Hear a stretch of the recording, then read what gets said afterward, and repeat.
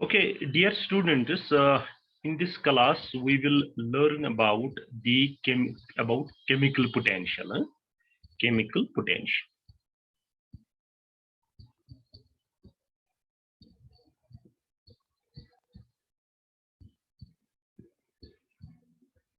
जैसे आपने ऑलरेडी पढ़ा है पार्शियल मोलर प्रॉपर्टी, है ना।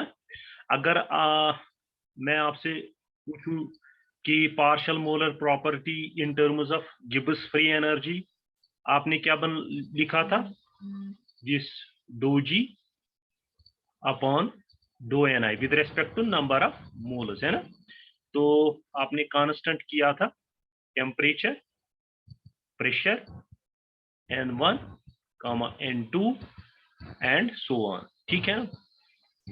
तो ये जो प्रॉपर्टी है change of this Gibbs free energy with respect to the number of moles of IF moles keeping other things constant, है ना। इसी को बेसिकली गिब्स ने डिफाइन किया था दैट इसको आप केमिकल पोटेंशियल बोल सकते हो या सिंपली ऐसे रिप्रेजेंट कर सकते हो mu I. Basically it is a partial molar property, है ना। ये हमने ऑलरेडी पढ़ा हुआ है। You can right a simple point here that this chemical potential basically that means mu was defined by Gibbs, है ना। गिब्स ने इसको डिफाइन किया था, Gibbs as partial molar Gibbs free energy, है ना। यही हमने लिखा है, partial molar Gibbs free energy. तो we have already discussed this partial molar property. तो हमने इसमें ये डिफाइन किया था कि इसको हम partial molar Gibbs free energy बोल सकते हैं, ठीक है ना। तो गिब्स ने इसी को बोला, जो ये partial molar Gibbs free energy है इसी को आप बोलो केमिकल पोटेंशियल, ठीक है ना। तो इसको हम इक्वेशन नंबर 1 नाम देते, ठीक है। व्हाट इज म्यू आई ना? Mu I is simply where mu I is the chemical potential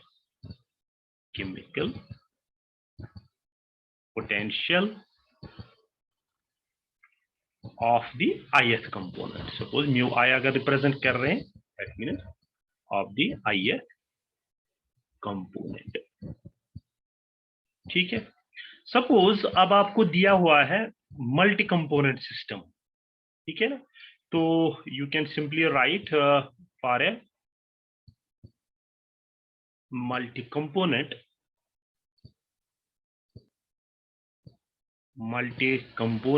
system. तो जो एक गिब्स फ्री एनर्जी है this can be written as, है ना। कैसे लिख सकते हो आप? तो आपको ऑलरेडी पता है कि मल्टी कंपोनेंट सिस्टम के लिए भी कोई भी स्टेट फंक्शन जो है, सपोज जैसे हमने x लिखा था, यहाँ पे हम g लिखेंगे, will be the function of किस पे डिपेंड करेगा? एक तो टेम्परेचर पे डिपेंड करेगा, प्रेशर पे डिपेंड करेगा and number of moles of different components, ठीक है ना। N1 suppose, N2, N3 comma so on, ठीक है। तो इसका फुल डिफरेंशियल भी आप निकाल सकते हो आप, ठीक है ना। What you will do, you can write this equation as differential of g will be equal to with respect to first यही लिखेंगे g ही, दैट मीन्स डू g, जैसे आपने ऑलरेडी फॉर x फंक्शन किया था with respect to temperature keeping pressure and इस number of moles को मैं अब सिंपली रिप्रेजेंट करूंगा कैपिटल N से, ठीक है ना। तो ये जितने भी नंबर ऑफ मोल्स हैं इनको मैं सपोज N से रिप्रेजेंट कर रहा हूँ, कैपिटल N से, ठीक है। तो I will write here pressure comma total number of moles except जो भी है जो यहाँ पे है विद रेस्पेक्ट टू हम टेम्परेचर कर रहे हैं, सो इट विल बी ठीक है ना। Plus with respect to pressure हम करेंगे do G upon do P keeping temperature constant, है ना। So and number of moles, so it will be dp, plus, अब हमने ऑलरेडी ये डिफाइन किया हुआ है केमिकल पोटेंशियल, अब हमें दूसरा लिखना है do G upon do n1 Tp and so on. In place of that हम क्या लिखेंगे, μ1, है ना। तो आपको पता है अब ये हम chemical potential in terms of chemical potential लिखेंगे μ1 with respect to number of moles of 1 dn1 plus μ2 dn2, है ना। आपको पता है ना, ये सिंपली हमने बेसिकली हमें यहाँ पे इंसर्ट ये वाली इक्वेशन करनी थी, ठीक है ना। Do G upon do n1 and keeping temperature pressure and other number of moles as constant, ठीक है। तो इन प्लेस ऑफ दैट हमने इसको μ1 लिखा for one component, simply for second component μ2 with respect to dn2 plus ये ऐसे ही बनता जाएगा सो ऑन, ठीक है। तो this will B equation number second. तो अब देखिए यहाँ पे ये तो ओपन सिस्टम है बेसिकली, ठीक है, जहाँ पे नंबर ऑफ मोल्स चेंज हो रहे हैं। अगर हम कंडीशन लेंगे यहाँ पे क्लोज्ड सिस्टम, ठीक है ना, for a closed system, closed system में that means number of change number of moles वहां पे 0 होगा, है ना। Closed system there is no change in number of moles of various components, जितने भी इसमें components होंगे of various components। तो as per this अगर ये है तो we can simply write कि जो dn1 होगा यहाँ पे dn1 वो किसके इक्वल होगा 0, dn2 किसके इक्वल होगा 0, dn3 एंड सो ऑन, सारे that mean change in number of mole 0 होगा, ठीक है ना। तो अगर आप इक्वेशन नंबर सेकंड पे थोड़ा फोकस करोगे इस वाली इक्वेशन पे, अगर ये सारी टर्म्स यहां से ये वाली, ठीक है ना, तो दीज टर्म्स ये 0 हो जाएगा, ये भी 0 हो जाएगा, ये सारा यहां से टर्म्स 0 हो जाएंगी। तो देयरफॉर आप लिख सकते हो equation second in terms of, therefore equation second becomes, क्या मिलेगा आपको सिंपली, दैट मीन्स वहां पे change in Gibbs free energy will be equal to do G upon dou T keeping pressure and total number of moles as constant with respect to dt plus dou G upon dou P keeping temperature and number of moles as constant. So this will be equation number third. This will be, ये equation किस पे applicable है, closed system, है ना। वहां से जो number of moles है, ठीक है ना, चेंज नहीं हो रहे। तो बट हमने ऑलरेडी एक इक्वेशन डिराइव की है, अगर आपको याद होगा, फॉर ए क्लोज्ड सिस्टम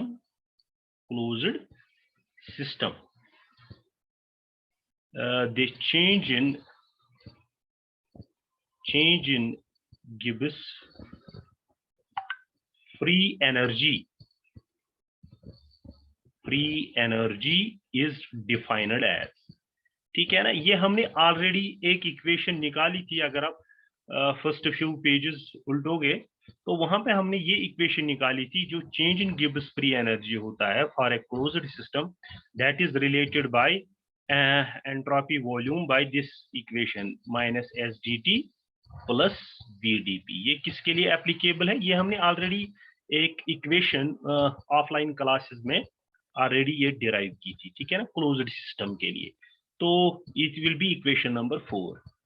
अगर आप इनको कंपेयर करोगे, now what you will do, you will simply compare, ठीक है ना। यहाँ पे dt है तो यहाँ पे भी dt है, दैट मीन्स जो ये टर्म है यहाँ पे, दिस टर्म, ये वाली टर्म, ये देन किसके इक्वल होगी, ठीक है ना, माइनस एस के इक्वल।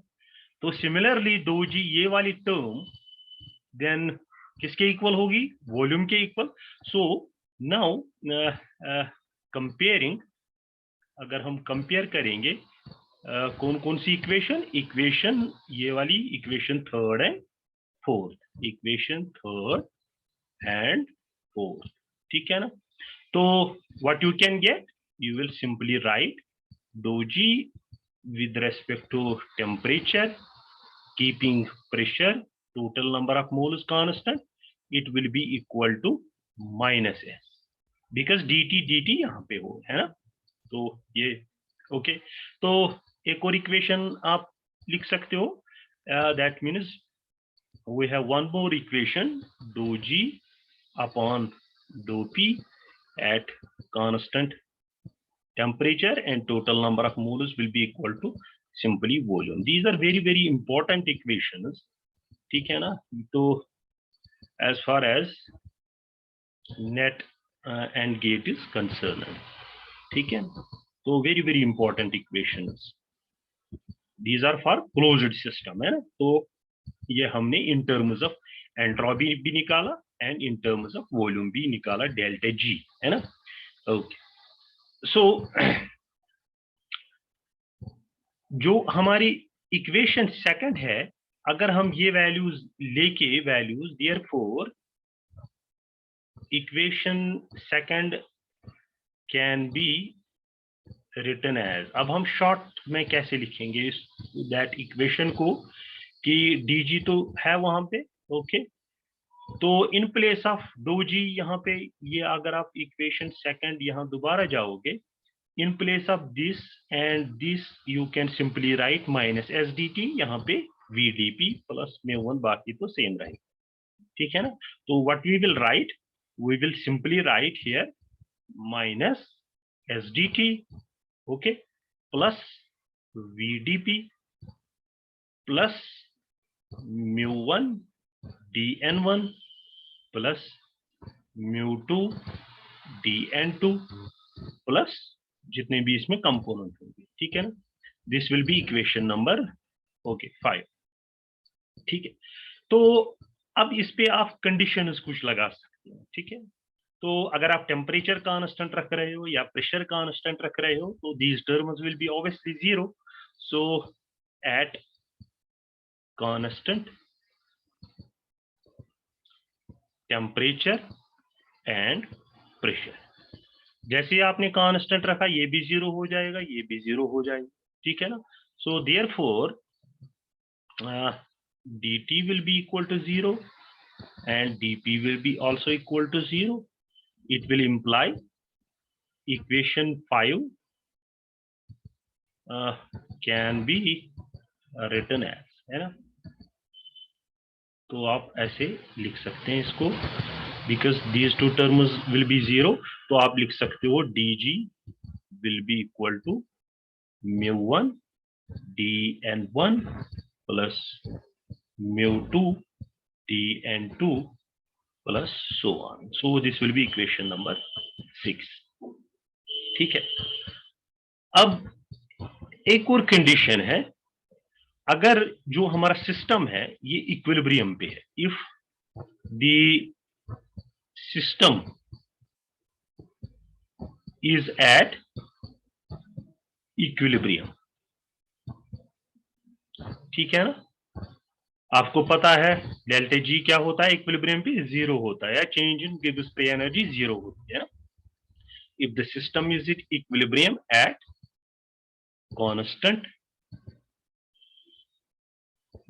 टेम्परेचर एंड प्रेशर, तो आप क्या लिख सकते हो, सिंपली जो ये dg है, change in small change in Gibbs free energy, कब टेम्परेचर भी कांस्टेंट है, प्रेशर भी कांस्टेंट है, बट इक्विलिब्रियम पे है, ठीक है ना। वेरी वेरी इंपॉर्टेंट कि हम कौन सी कंडीशन ले रहे हैं, equilibrium condition.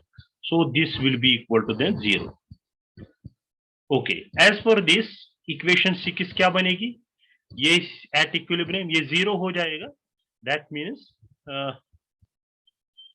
you can write therefore mu1 dn1 plus mu2 dn2 plus so on will be equal to 0, because dg at equilibrium will be equal to 0. ये कौन सी इक्वेशन है, this will be equation number 7, Okay. In short form, you can write this equation as what you are basically doing, you are summing, है ना, summation कर रहे हो आप, तो हम summation से इसको represent करेंगे और ith component लेंगे, mu I d ni is equal to 0. Very important equation. This will be equation number 8. So this is basically one of the form of Gibbs this equation. अगर ni d mu I होगा, we have one more equation, summation ni d mu I, जो हम later on derive करेंगे. This is called Gibbs-Duhem equation, है ना? ni d mu I is equal to 0. This is called Gibbs-Duhem equation. ठीक है, तो but ये जो है mu I d ni, this is one of the form of Gibbs. Okay, you can write this is the one form of Gibbs-Duhem equation. Duhem equation, ठीक है ना? Basic Gibbs-Duhem equation कौन सी है? वो ये है, summation of ni d mu I is equal to 0. We will derive this later on, but अभी हमने ये derive किया है. This is also one form of Gibbs-Duhem equation, जहाँ पे आप कुछ conditions ले रहे हो, ठीक है, closed system ले रहे हो, then temperature pressure constant रख रहे हो, and ultimately you reach to this equation. Okay, so what does this equation 8 represent? ठीक है ना? So this equation 8 basically represents the equilibrium at constant temperature and pressure for the system of यहाँ पे आप देखो n1 number of moles of one component, n2 आप change कर रहे हो, that means for the system of variable composition, है ना?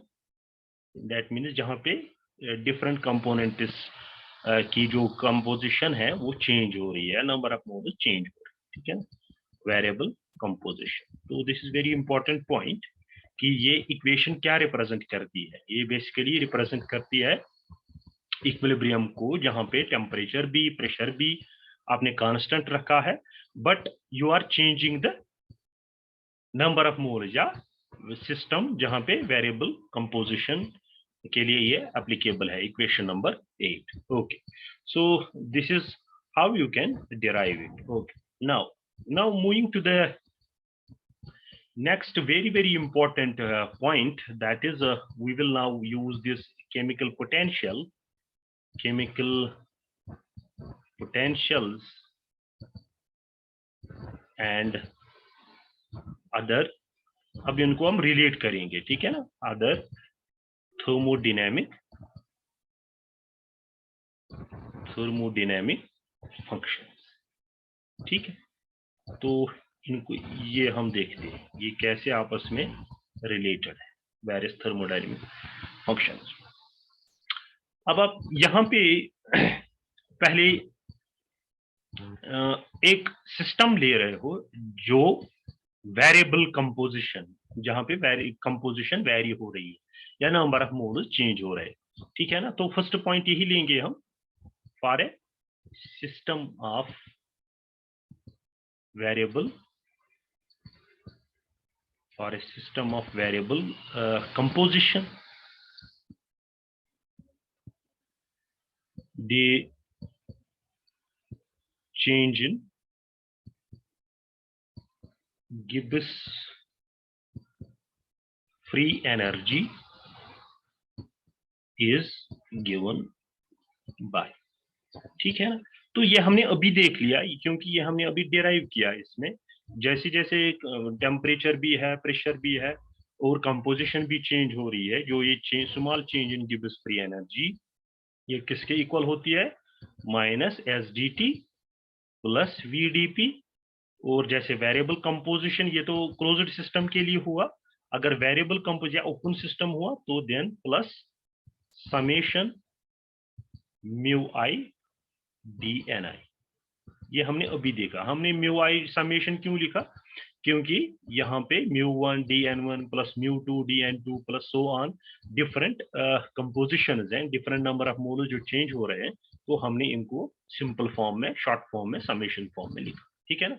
तो this is applicable for system of variable composition. Okay, तो अब ये हमारे पास इक्वेशन नंबर मेन हो गई, या इक्वेशन नंबर 1 मान लीजिए।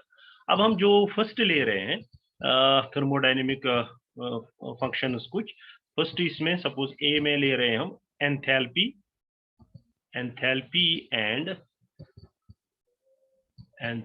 And chemical potential. अब इसकी बात, ये आपस में कैसे रिलेटेड है, केमिकल पोटेंशियल। ठीक है, मेन इक्वेशन आपको इक्वेशन नंबर फर्स्ट तो इस पे ध्यान देना है, ये हमने कैसे डिराइव किया है। ठीक है ना। तो you can simply relate it, आपको पता है since we no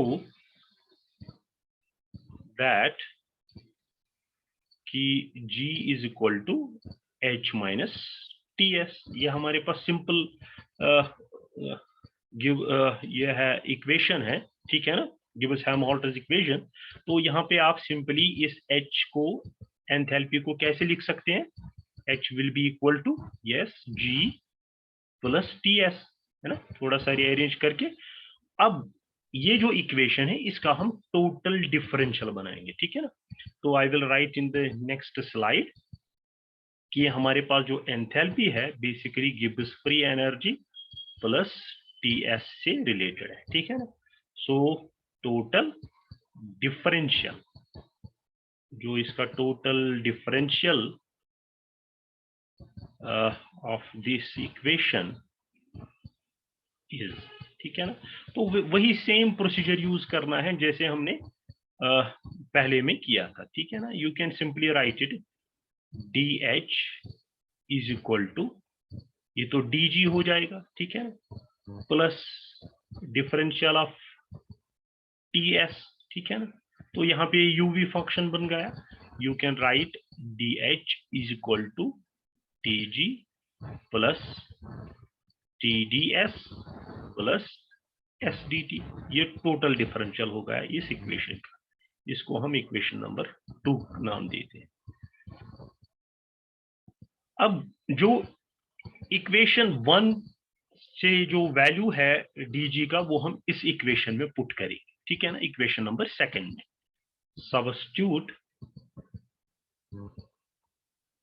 substitute the value of DG from equation 1 to this equation, that means equation 2, है ना। इसमें पुट करेंगे जो भी वहां पे वैल्यू है DG का, वो सारा यहाँ पे पुट करेंगे। First we will write DH is equal to, in place of this DG we have equation 1 से ये वैल्यूज है हमारे पास, ये हमारी इक्वेशन नंबर 1 है।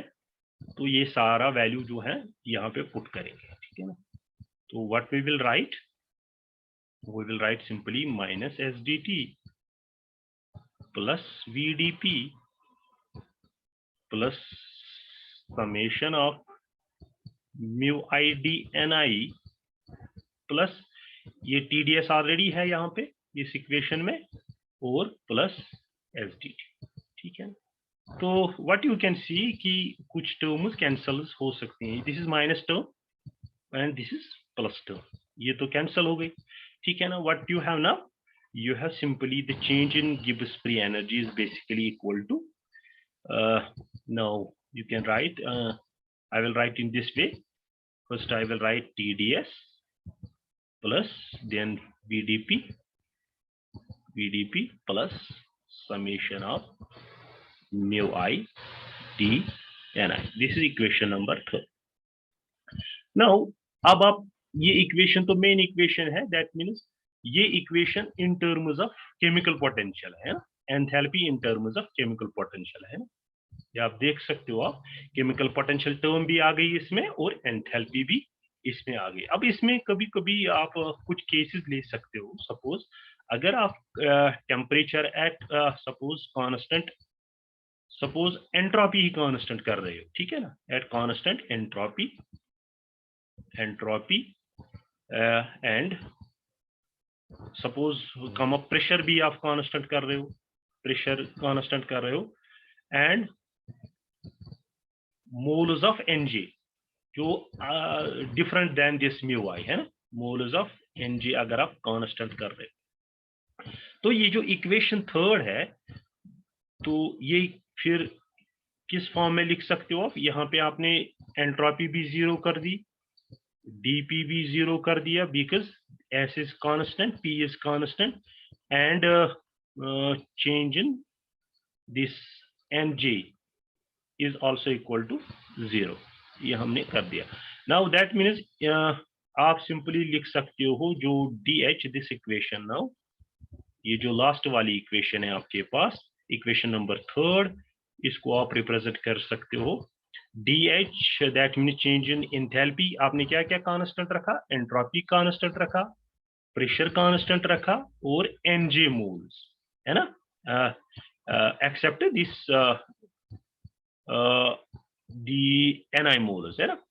तो what you can write, you can simply write it will be equal to mu I dni, ठीक है ना, बिकॉज अब हम खाली mu I dni और Nj मोल्स की बात कर रहे हैं, तो समेशन यहाँ लगाने की जरूरत नहीं, ठीक है ना। या इस इक्वेशन को आप मोर कंपैक्ट फॉर्म में लिख सकते हो, because this is also change in number of moles, this is change in enthalpy. You can simply write dou H upon, ये यहाँ पे लाइए आप, dou Ni, keeping, this is very important, entropy, pressure and Nj moles as constant, it will be equal to, ये आपको पता है, ये आप इसको क्या बोलते हैं, पार्शियल मोलर प्रॉपर्टी भी है, ठीक है ना।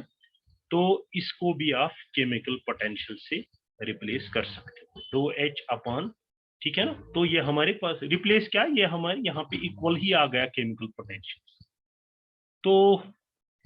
तो this is very very important equation कि chemical potential in terms of enthalpy किसके इक्वल होता है। तो this is equation number 4। Okay, so in the next class we will discuss internal energy and chemical potential. तो